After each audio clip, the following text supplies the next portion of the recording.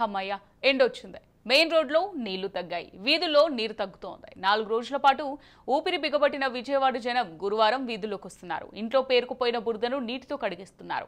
ఇంకా కరెంట్ రాలేదు. ఇప్పుడిప్పుడే భోజనం ప్యాకెట్లతో సహాయక సిబ్బంది ప్రత్యక్షమవుతున్నారు.